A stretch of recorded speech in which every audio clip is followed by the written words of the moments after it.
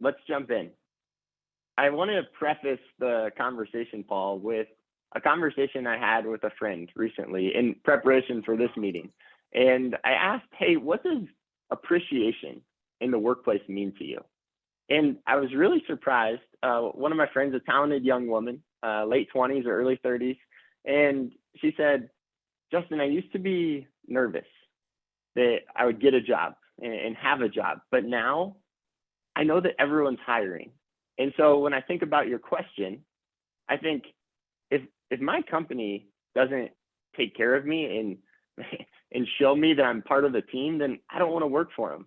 There are plenty of other companies who I know will. So I'm curious, what are your initial thoughts there?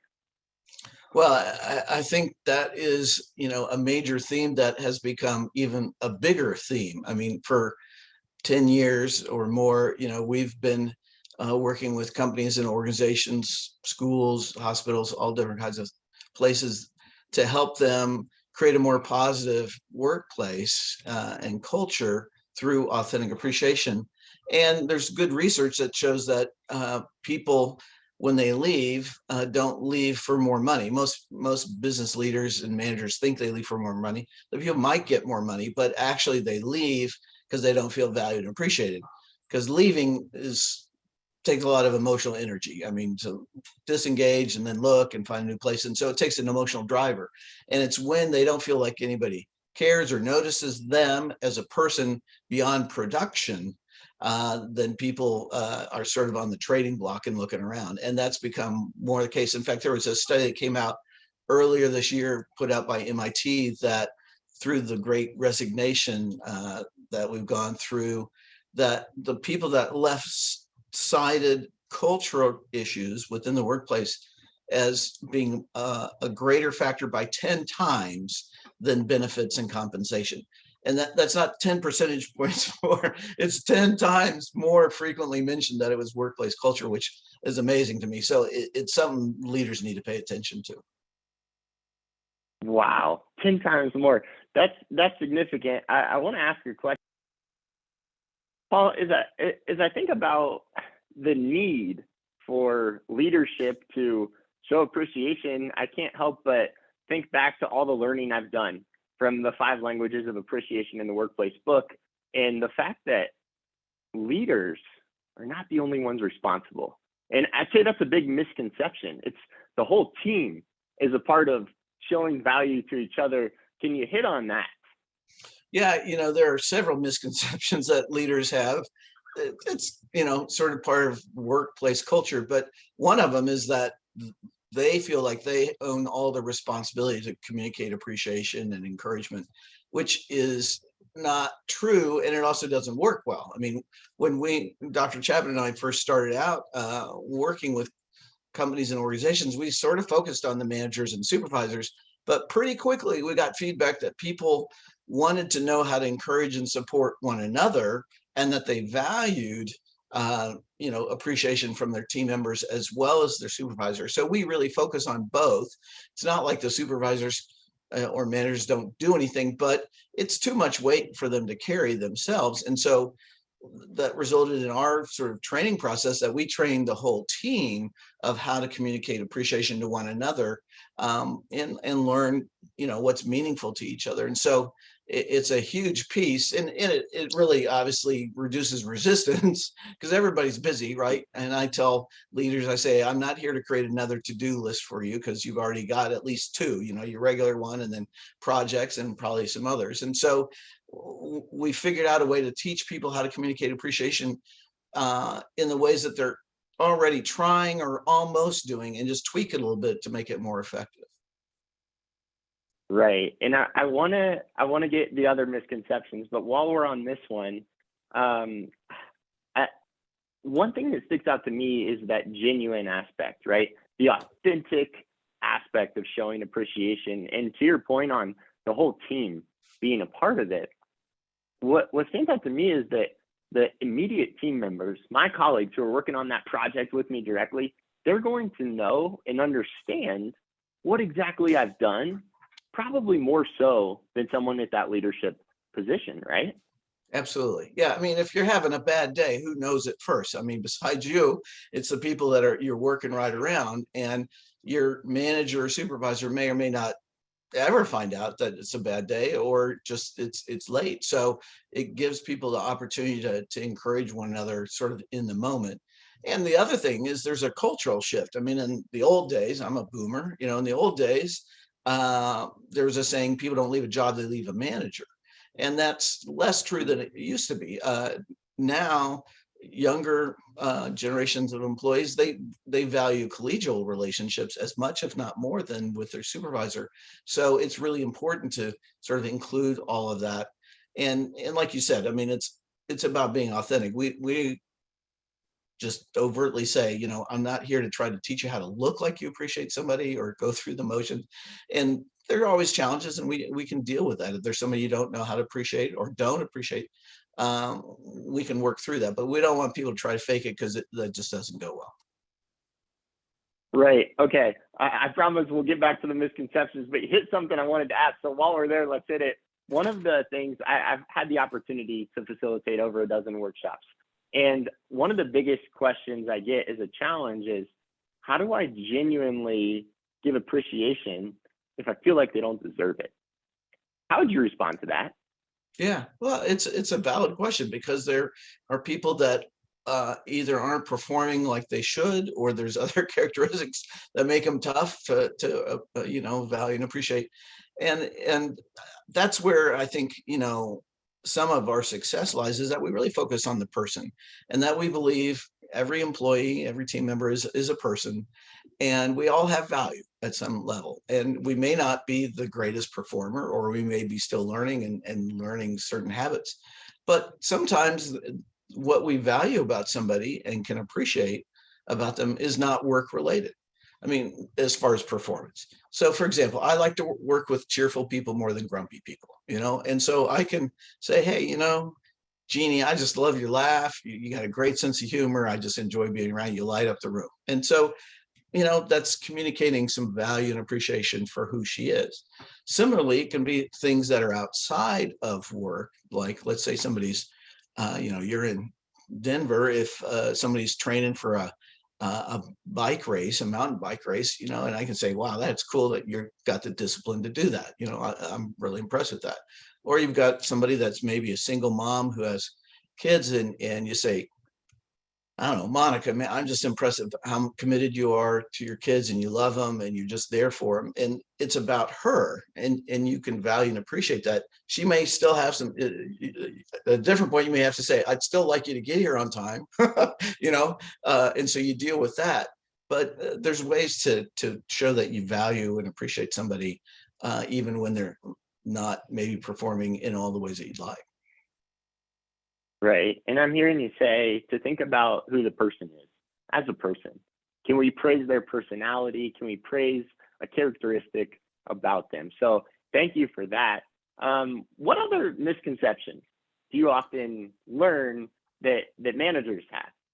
Well, the first one is when business leaders, managers hear the word appreciation, and a lot of times their first thought goes to employee recognition. Say, oh, we have an employee recognition program, which is fine and true. About 90+% of all companies and organizations in the US do. It can be as small as sending somebody an automatic email when it's their birthday, so it might not be much. But we really believe that authentic appreciation is different than recognition. And one of the differences is that recognition is sort of organizationally based. I mean, it's top down, it's either by the management or supervisor or HR department, and it's about performance. And that's fine, that's good. When it's designed well and implemented consistently, it works to help improve seeing behaviors that you want to see more often. But we believe that appreciation fills the gaps, because research shows that only about the top 10 or 15% of employees really are recognized for performance. And it's sort of the same, key team leaders, they're the stars, and that leaves a big 50 to 60% in the middle that are good people. They're showing up, they're doing their work, but they're not hearing anything. And if you don't get past that just pure employee recognition program, you may lose them, because they don't hear any support or encouragement at all. So that's Right. one. Go ahead. Yeah, follow-up question there, Paul. If we're only recognizing the top 10 to 15% right now, what's the first step that a leader can take in trying to do a better job of hitting that next segment of people? Well, first, I got to understand the difference between recognition for performance and appreciation people. And so, whether that's, reading some of our book, or we're looking at a video or an article just to get the concepts right, I think that's important. Because if a lot of leaders are, get things done people, right? And I'm like this, I hear an idea before I fully understand, I try to implement it. And that typically doesn't go well if I don't fully understand it. So it's sort of take your time, get a little more information, and then talk to other people, whether it's you or other people that have been engaged in the appreciation process, and learn that way. So I think that's a good first step. Awesome. Thank you. And for listeners, I will be giving out 5 copies of Dr. Paul White's book. So let me know if you want to be put in the raffle for one of those. What's the next misconception that comes to mind, Paul? Often people hear the word appreciation and they think about words. I mean, because that's largely what we say thanks, we give a compliment, that kind of thing. And that's fine. And that's a good start. But we've had over 350,000 people worldwide take our online assessment to identify how people want to be shown appreciation. And one of the key factors we found, I mean, it's sort of obvious, not everybody is appreciated in the same way, wants to be shown appreciation the same way. And less than half of employees value words as the main way. And so if you only use words, you're missing at least half of your employees and how they really want to be shown appreciation. So, the other languages are quality time, acts of service, tangible gifts, and yes, that fun one to discuss, physical touch. But so there's that misconception. And the other one that I think is huge to touch on for business leaders is that showing the goal of appreciation is to make people feel good and feel happy. That is a goal. We want people to feel better. That's nice. But the real goal is to help create a more effective, functional organization. And it's sort of, the image I use is sort of like oil in a machine. I mean, you have a mechanical machine, and if it doesn't have any oil, it's friction, it creates heat, it gets stuck, sparks, that kind of stuff. It just doesn't flow well.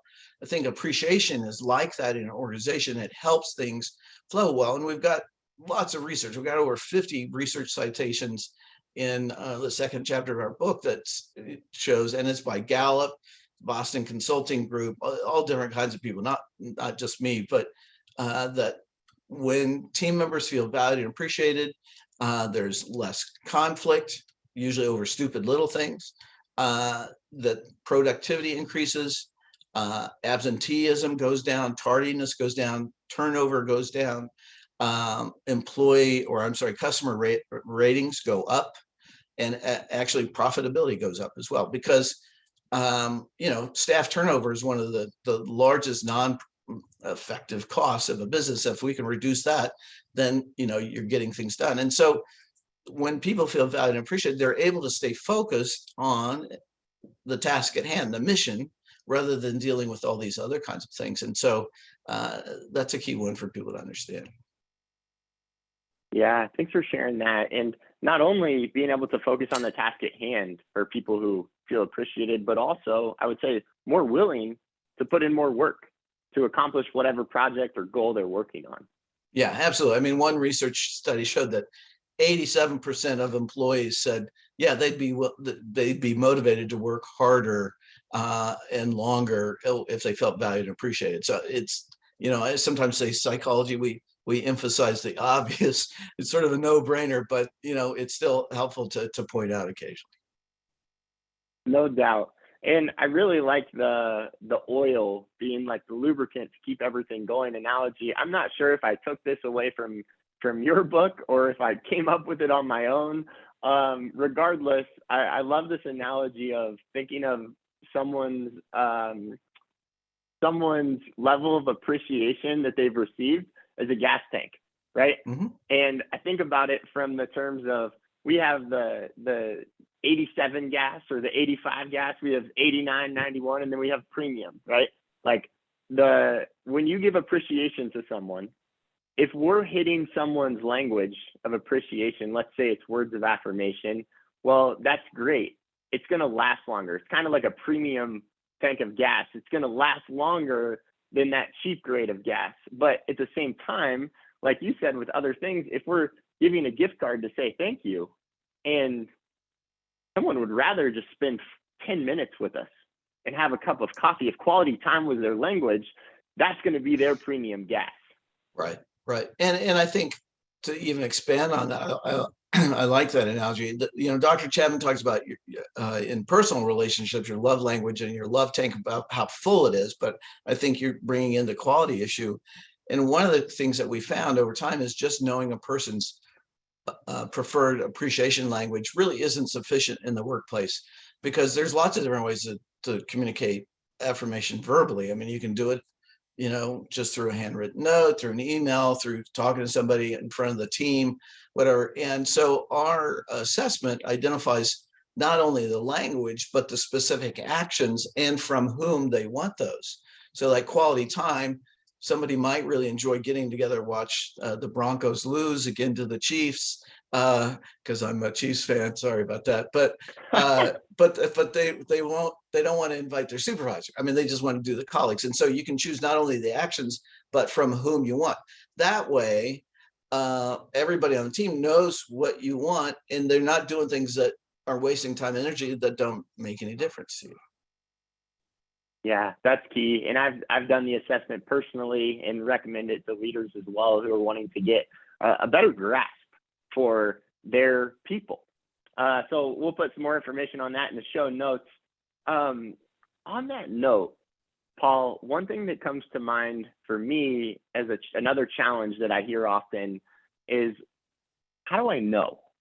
What if I don't do that assessment? How do I know what language someone has? And I have a thought, but I think more importantly, what is your thought, Paul? I'd love to hear your thought, because we've come up with not much, because if you try to ask somebody, if I want to show you appreciation or encourage you, what should I do?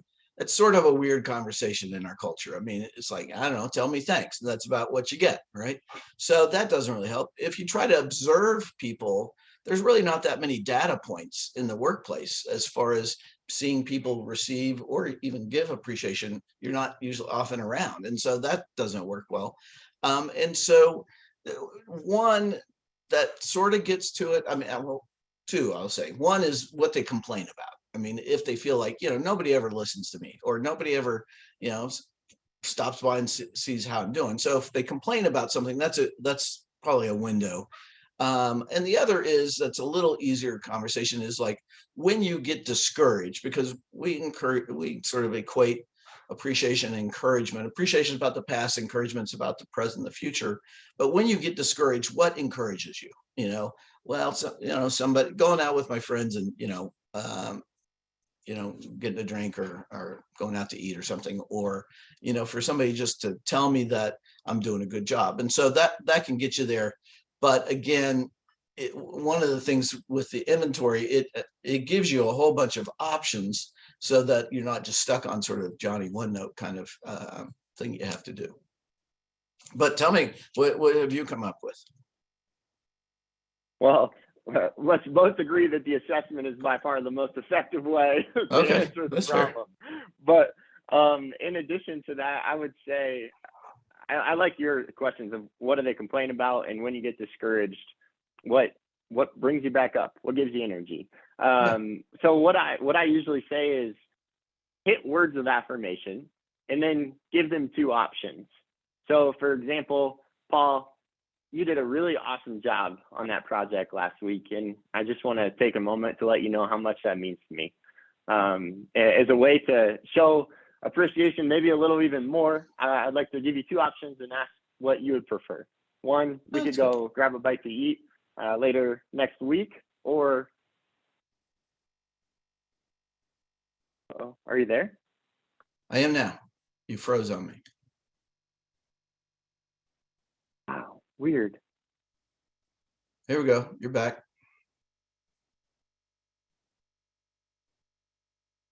I have no idea what just happened. I'll have to figure out how to merge that out, but we'll figure it out. Do you know when I cut out?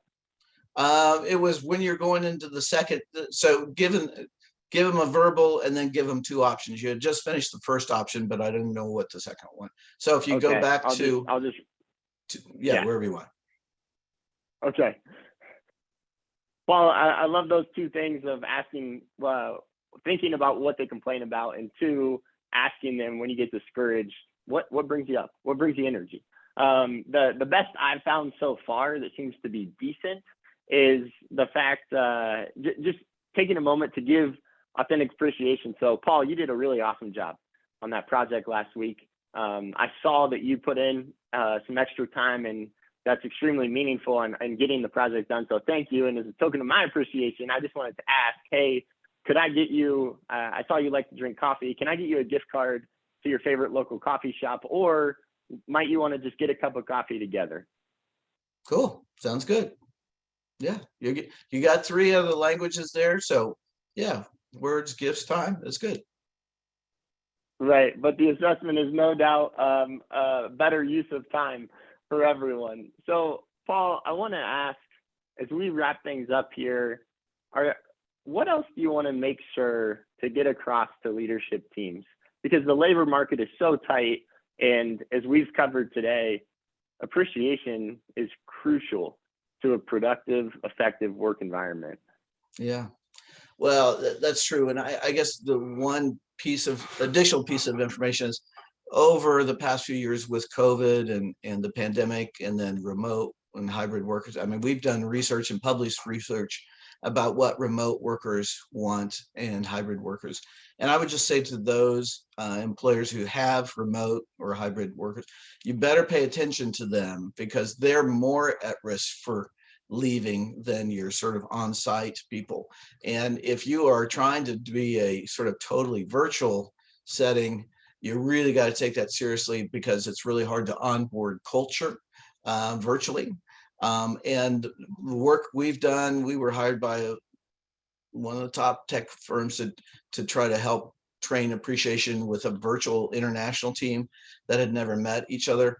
And I just think it's really tough. I think people need to have personal connections. Actually, there's some new neuroscience research coming out that face-to-face in-person is different experience than face-to-face Zoom. And so while, it gets us somewhat there, it's not the full deal. So and we created a remote version of our inventory that the actions can be done over long distance. So for those people that, work in those settings or relationships, you got to pay attention to this, because otherwise you will have a revolving door of employees. I can guarantee it. Thanks for sharing that. No doubt the ever-changing workplace environment is so important to stay ahead of as best we can. Yeah, that's right. Well, it sounds like you're doing a great job of encouraging leaders and getting this message out, which hopefully they'll take seriously. I mean, one last study showed that I think it was 86% of managers felt like the best way to sort of keep people is to pay them more, whereas it was less than 20% of employees felt like that was the best way. So that's sort of the default mode that a lot of leaders go to. Well, we just need to pay more. But we know that more money is a very short-term satisfier, maybe 2 to 3 months. After that, the same level of satisfaction or dissatisfaction continues if you don't deal with the workplace culture and relational issues. Intriguing study. Paul, thanks for all your knowledge and information today. You bet. My pleasure. Thanks for having me. All right. Have a great week, everyone.